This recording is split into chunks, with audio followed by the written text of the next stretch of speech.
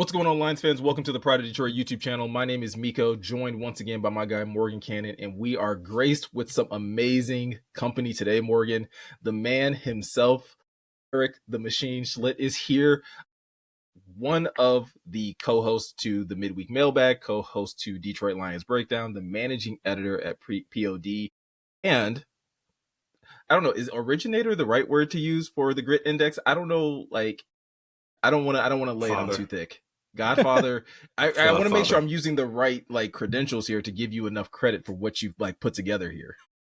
You could say one of the originators, I guess. It's not all me. I don't want to take full credit for it, for sure. It started a few years ago with my my buddy Anthony, who is his at Between the Lines on Twitter, and he was talking to me about grit, and we were talking about contextualizing it, and the two of us together started just having a conversation, and from there the Grit Index evolved, and it's continued to evolve over the last 3 years. Well, all right. Well, yeah, definitely shout out to Anthony for obviously being a huge part in putting this together. I know I've seen you give him a lot of credit, obviously, this past week for really for a lot of the work that he puts in and just compiling a lot of this information.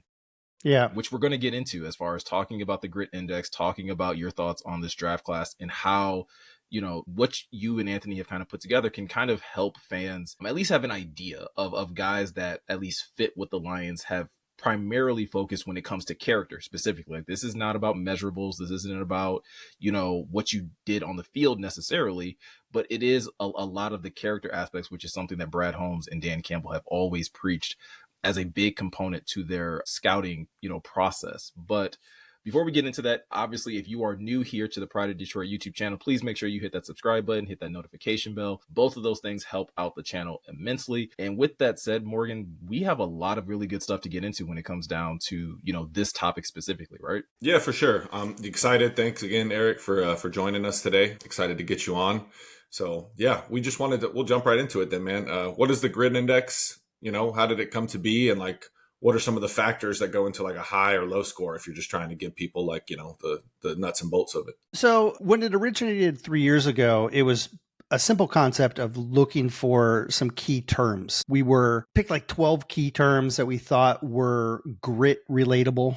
And then we started looking through profiles for the draft prospects in that class and just trying to pick out which ones saw a frequency of those numbers showing up time and time again. And so from an original Grit Index was just like a list of guys. It was like, these guys fit at this position, and then it was, I don't know, probably 80 guys or something like that on that first list. And then the second year, we wanted to get a little bit more defined and separate things a little bit better. And so then we started saying, okay, if a guy is getting these terms at a more frequent level, then we're going to give him a different tier than another guy. So we made just 3 tiers of guys, or you weren't on the list at all. And so the list grew a little bit, but we had some more clear definition between the different guys. When this year came about, we wanted to make it even more separated, even more clear.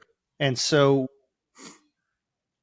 we increased our focus amongst 6 different categories. Passion, like passion for the game, work ethic, dependability, toughness, intelligence, and leadership. So we figured those 6 key categories were areas at which Dan Campbell and Brad Holmes have talked about a player's strength, and it all coincides with their character. When we started evolving these 6 different categories, we basically started reading through draft profiles and then making tallies. Daniel Jeremiah wrote a profile on this guy. He talked about the guy's leadership. Boom, get a tally. And so we started collecting tallies in a worksheet. And in addition to starting to generate these sources, we started to realize that there was an imbalance in some of the upper tier guys because they're talked about a lot more than some of the lower guys. So then we decided, okay, we need to start giving weight to the different analysts. And in order to offset the upper guys with the lower guys, we also need to significantly increase the volume of content so that we're getting a much bigger picture. So what we did was, in addition to having the 6 categories in which the guys can score, we started then putting weight on different analysts so that if Daniel Jeremiah says something, it carries more weight than a guy from whichever, draft.com, whatever, right? Network, right? Whatever, whoever. Yeah. And so different guys are going to get different things, different weight based on how many prospects they cover. Do they focus on grit? What is their reliability? Have they been consistent over the years? And so now we're adding context to the actual tally. Some tallies are going to be worth a lot more than other tallies, right? And then as that, we found that kind of balanced it out a little bit better. It gave more credence to some of the lower guys. And then once we had that, we had this like kind of raw grit score, but it didn't make sense. Like there was no like conceptualization. Like you couldn't really say, what does this score mean? So then we decided to scale it on a 0 to 100 scale, because that's, PFF does it on a 0 to 100. Kent does his RAS 0 to 10, right? Like, so we're like, all right, let's make it on a 0 to 100 scale. And then that'll help people understand like how close to perfect or how far down are they in the consumability. So that's the idea. Like the idea is we're collecting data, putting it into our formula that's has all the weights and measures, and then it comes out and it puts out a score. And so in its essence, it's a little bit of an imperfect science, right? Because we're using people's opinions and we are only gathering data. We're not like putting our own opinions in there. It's just about data collection. We just helped kind of create the system for it. And so there's been some surprises. Some guys score higher than we expected. Some guys are lower than we expected. And there's, reasons for both of those. But this is just a generalization of like how guys are being perceived by the analytic community and therefore how we think teams are perceiving these guys as well. And then that you end up with this score. And then hopefully people can look at this and say, okay, this is a guy that the Lions might be more interested in versus a guy in a lower tier who, maybe they might not be so interested in because no one's talking about this guy's character traits. I gotta say, I'm really glad that like Morgan and I kind of have things to do today, because otherwise I could see this go so much longer than what this video is probably going to be, because that was like an amazing like wealth of knowledge, again, to understand how much work you put into this. Because I think, like you said, this is a lot of like data analysis, is a lot of data collection in terms of like you guys using this information to put together this grit index. And so it makes it so that, people can't really look at it and just be like, oh, well, you guys are just giving your opinion on who you think will fit for the Lions. Like, no, this is something that has been said about these players, or has it been said about these players, throughout their entire, NFL career, or throughout this, at least this scouting process with all of these different draft analysts that have obviously probably a few more resources in terms of getting this information about them character wise. One thing I do want to ask though, with all the work that you guys have put into this in terms of the grit index, how successful has it been in pinpointing players that the Lions have drafted? Has it been something that you guys have been able to look back at and be able to say like, wow, they drafted a lot of guys that are on the higher end of the index that we put together? And on the flip side of that, have they ever drafted anyone that you were kind of surprised at because they were a little bit lower on your grit, score or grit index? Yeah. So the beauty of this is that it's an evolving system, and that we're going to look back after the fact and look and see what did we do right? What decisions did we make right or wrong? And then we'll be able to improve it even more for next year. The first year that we did it, like I said, we were just kind of looking at key terms and it was very broad, but they drafted 8 guys. This was the Jahmyr Gibbs, Jack Campbell, the quad guys. It was that draft. And so we projected that there were 4 guys that ended up on our grit index: Jack Campbell, Sam Laporta, Brian Branch, and Hendon Hooker. They all ended up having traits that were identified in their pre-draft analysis. Gibbs, Broderick Martin, Colby, Sorsdal, Antoine Green, those guys didn't have those traits show up in their profiles. Gibbs is a little bit more silky, right? We didn't have a broad of a spectrum of key terms that we're looking for, intelligence and leadership and stuff like that. It was more just like physical traits. So we got half. We had 4 guys out of the 8. The next year when we tiered it off and we started to get a little bit more focused, that was the Terrion, Rakestraw, Manu, Vaki, Wingo, and Mahogany class. Manu was the only one not on our index. And the only reason Manu wasn't on our index was because he didn't show up. He didn't show up till late in the game. We had never read anything on him, so there was literally no information on him. But Terrion, Rakestraw, Vaki, Wingo, Mahogany all made the grit list ahead of time. Now, what gets even where I'm going to pat myself on the back even a little bit further is it's hard to get to a tier 1. And we only had 12 tier 1 guys last year. And Vaki and Wingo were both tier 1s. Okay. So like, of the 12 guys and the 32 teams that could have took him, the Lions still ended up taking 2 of the tier 1s. And that's how we knew we were kind of onto something with the focus of terms, with the tiering. And that's why we tried to expand it. Now we have 5 tiers, more, and like I said, more deliberate focus. But yeah, we had 5 out of the 6. So this year we've got almost everyone. So almost everyone's going to make the list. The question is going to be, how are the tiers working? And if the tiers are working, then we'll know we're onto something. If they're not, then we're going to have to tweak something again to try and finesse it for the next year. But yeah, it's worked pretty well, especially last year. It was pretty good. That's a really good percentage. That's a really good hit percentage when you're talking about, even in the first year, when you're just talking about like, hey, we're just looking for terms for guys to kind of meet and match those terms.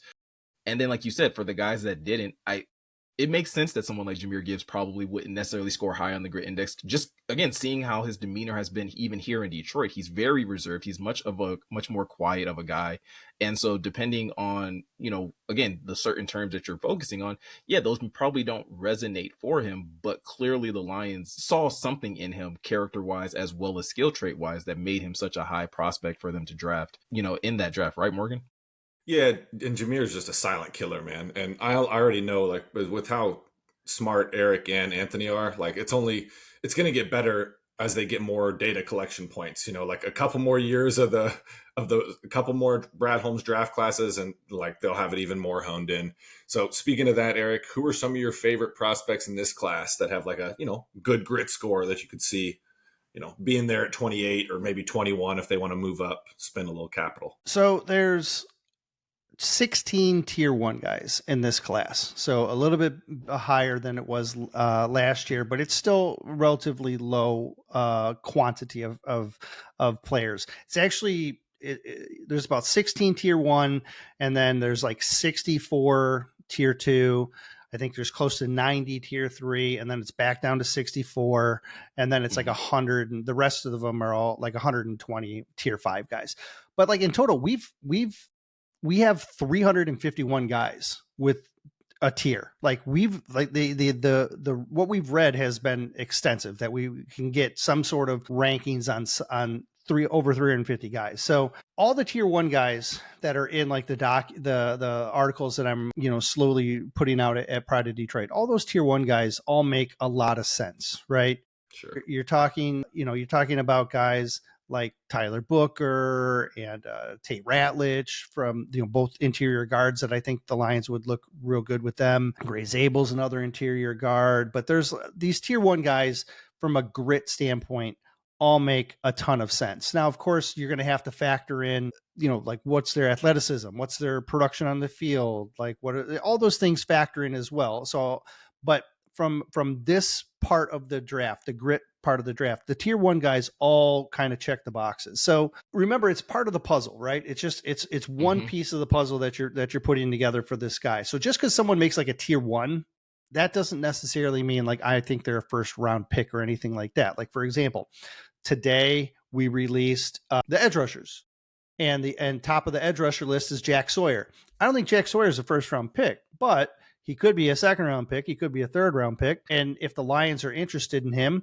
and maybe his grit ranking, helps them say, all right, maybe he's worth pick 60 or something like that. That's really what this is kind of about. Is there a thing that can separate the two? There's a debate between Michael Williams and Shamar Stewart. Like, they're 2 edge rushers. When you look at their measurables, they're almost identical in measurables. When you look at their on-field play, it's very similar. When you look at the fact that they both are high athletes but low production, like there's so many similarities between the two. But when you break down their grit component, Michael is a tier 2 and Stewart is a tier 4. And so that is why I'm going to have Michael a little bit higher, right? I think he has those components that kind of separate him from Stewart that are going to put him back. Now, is Stewart still a really good player? Does he fit the system really well? 100%. And tier 4 means that people are still talking about these grit characteristics that he has. They're just, it's not at the volume that you're getting with Michael Williams. And so that's why his score is higher. So all the tier 1 guys we like. If I wrote down a couple of tier 2 guys that I think, tier 2 is still really high. Mm-hmm. I wrote down some tier 2 guys that I think people haven't talked about as much that I wanted to just kind of like highlight. So at like receiver, the tier 2 guy that I like at receiver is Erik Schlitt, right? He's out of Stanford. He's probably the best blocking wide receiver in the class, 6'2". He can play the X.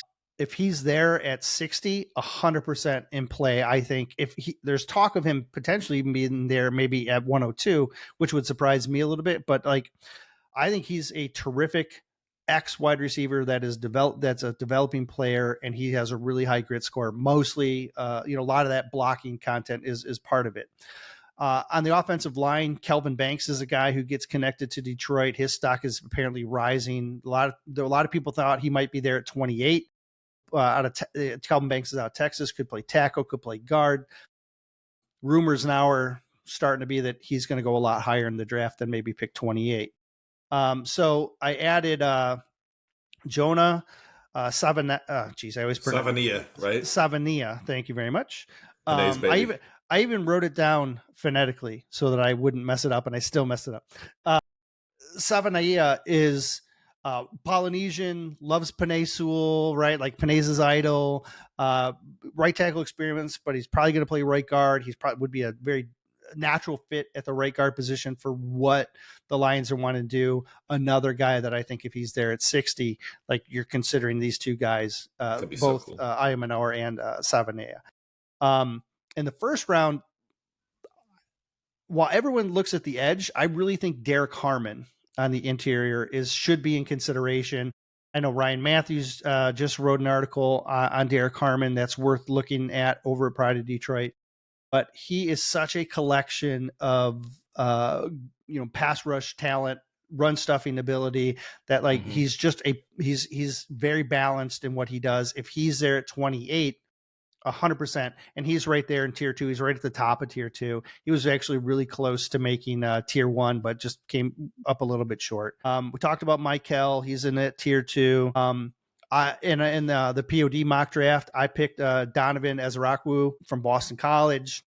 He's not a total clean fit, but like, again, I think he's tier 2. He has all these other intangibles and traits. He's a guy who would kind of fit in that range. Josiah Stewart from Michigan, again, smaller size, but like he has so many grit characteristics from leadership, character that like they've done a lot of homework on him. If he could be a potential third round option, in my opinion. In the secondary, the two guys that I wanted to point out, one was Darren Porter, the Iowa State corner. He's a guy who, if they are looking to get a corner, which it kind of seems like it's on the table, he fits the bill for what they're looking for. Another tier 2s, my favorite of the tier 2s. And then Jonas Sanker, the safety, is a guy that I've been kind of batting banging the drum on for a few weeks now with him. They just brought him in for a 30. They reportedly met with him at the combine as well. And he is a very natural safety 3, special teams dynamo. He can play the slot. He can play the single. He can play 2. Like he can do a lot of stuff. And again, I think he's in play at 102. So Jonas Sanker, a tier 2 guy, that tier ranking just adds on to what he does on the field that makes him a really perfect Detroit Lions type prospect that I would consider. So that's a handful of tier 2 guys that I haven't written about as much that I think are worth keeping track of. Like I said, a lot of these guys are going to go on day 2, a couple on day 1. Definitely love a good number of the players on those lists. Derek Harmon is someone that like I go back and forth. Like if I had to tier out my personal like preference, like it's Michael Williams, Derek Harmon, Donovan Ezraku has definitely risen up the ranks in terms of someone that I would love to see the Lions go for at pick 28 specifically. And then it's pretty much like fill in your favorite offensive lineman. Like I generally like don't really care which one, but like whichever one they would want to go after, in that portion of the draft is someone that I think I would personally love to see the Lions go after. But like you said, there's a number of other guys that are still have really good character traits that again, maybe we're not necessarily talking about in the first round, but still second, third round, fourth round guys. You talked about, Makai Wingo and Sione Baki last year, both being tier 1 guys, but both of those guys weren't drafted until much later in the draft. So right, you can still find, those quality character guys much later in the draft as well. With that said, Eric, one of the last questions we have here, as easy as it is to kind of like pick out some of our favorite players or some of the guys that we think fit really well, whether it's based off of just, the grit index, whether it's based off of, scheme or just athletic traits, there's also a number of guys that get linked to the Lions that just don't make sense, right? And I think obviously it's not necessarily like the fault of any probably draft analyst, but like they're not probably thinking about the same things that you and I me and Morgan are thinking of when it comes down to what makes sense for the Lions. Who are a couple players that you've seen that you're just like, doesn't make sense, whether it's a scheme issue, whether it's a grit issue, like who are some of those players? Yeah, we just talked about Shamar Stewart. I think he's still a good fit for the Lions, even though he's like a tier 4.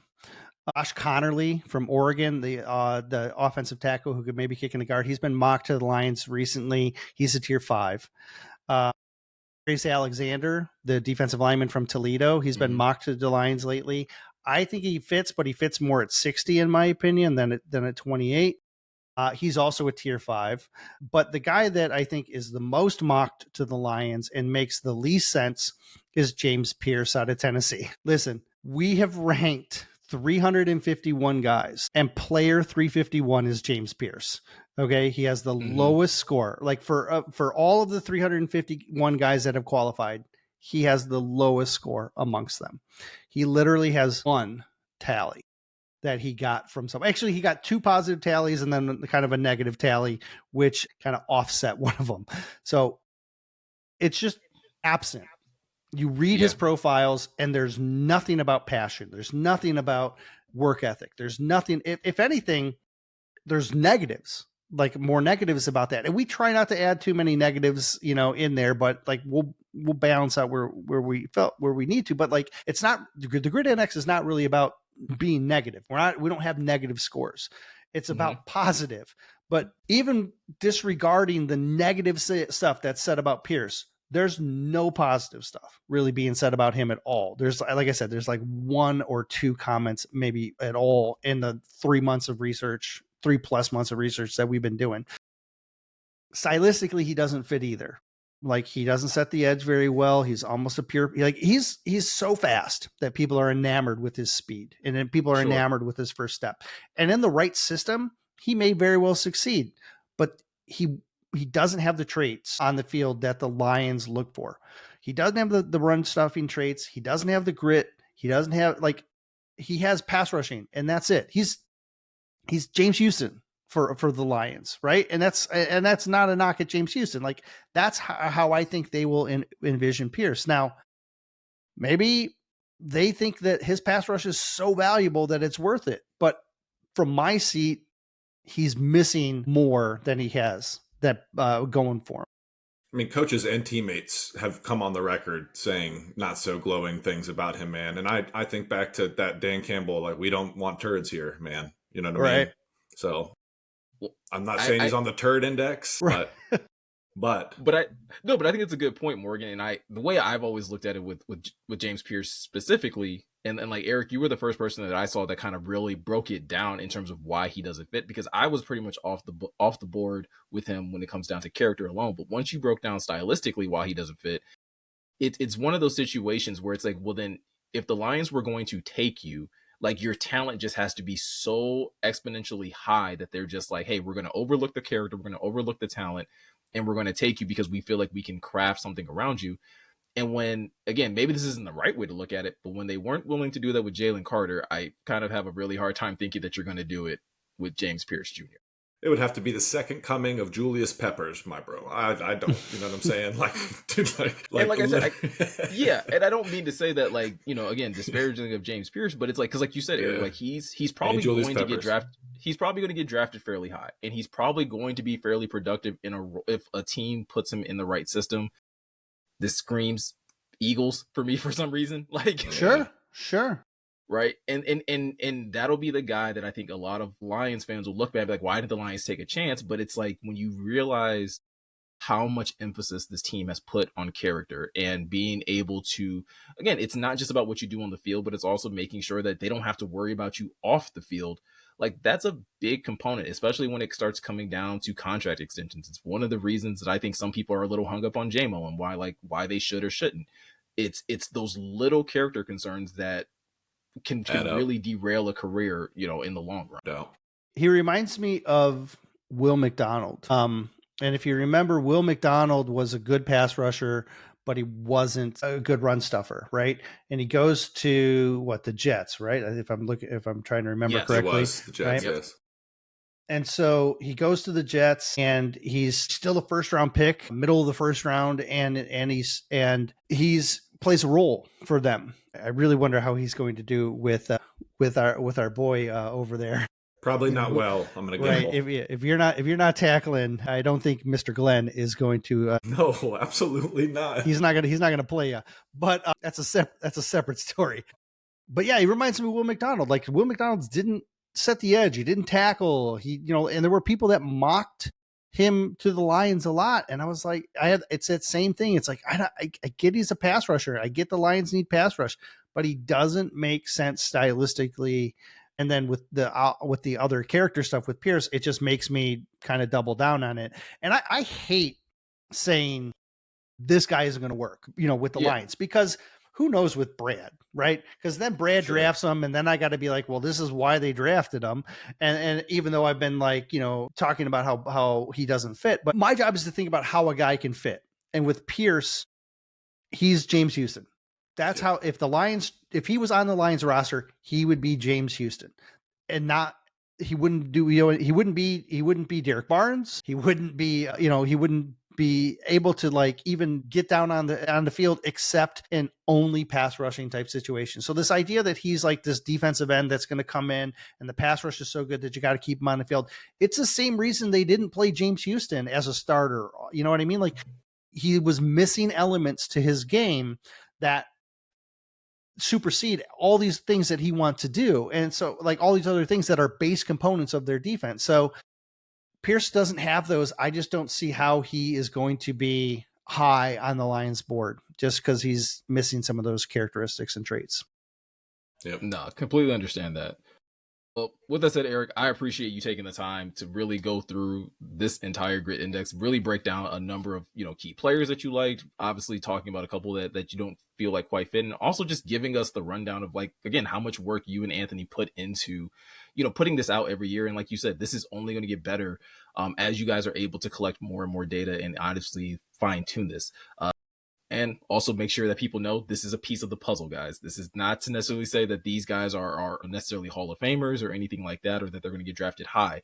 But if you can take this information specifically for the Lions as well, and couple that with some of the other draft analysis that you're already digesting, maybe you can go into draft night and be a little more informed and be less surprised when the Lions take a player that you haven't maybe heard a specific draft analyst point out. So again, Erik, really thank you for taking the time to break this stuff down. Is there anywhere that people can go to be able to like see the entire grit index or anything like that? Yeah, we're unveiling it one position at a time over at Pride of Detroit. We've gone through offense and the edge guys. We're going to close up over the next few days with linebackers and defensive backs. But if you want to see the index in its entirety, like right now at POD, we're just kind of putting up what their final score is. If you want to see the portions of the index where we're like showing our work, that is going to be part of the Lions draft board that I put out as part of my Detroit Lions Breakdown podcast. We have a Patreon, just Patreon, Google Patreon, Detroit Lions Breakdown. And if you are tier 2 or whatever subscriber, or 3 or whatever, or 1, I forget how the order is. But like if you subscribe to it, it's like $5 a month. And you really only have to do it for a month. And, if you're just looking to get this, spoiler, you can just do it for a month. I understand. But if you subscribe to that, I have a Lions draft board. It'll be specifically geared towards the Lions. And then we're going to include the entire peek behind the curtain of the grit index. So this will have the tallies that we have. And we even put like little notes in each cell that kind of tell you what this analyst was saying about that player that led to the tally. So we're gonna have all of that as part of that package that I'm doing on the Patreon. So if you just want to know the numbers, Pride of Detroit's got them for free. Patreon's worth it though, folks. If y'all, I've been a Patreon subscriber to Erik's stuff since before I worked at POD. It's worth it. Do it. I was going to say, for those that are watching, you have a free option, you have a paid option. I'll make sure to link Detroit Lions Breakdown Patreon in the description of this video so it's easier for you guys to be able to go and find that information. But again, Erik, thank you for taking out the time. Thank you guys for taking the time to watch. And like he said, if you are looking to get that free information, all you have to do is head over to prideofdetroit.com, and you can get any other articles that are being written right now about the Detroit Lions over there as well. But with all that said, I'm Miko. He's Morgan. He's Erik. Thank you guys for taking the time to watch, and we'll catch you guys in the next one.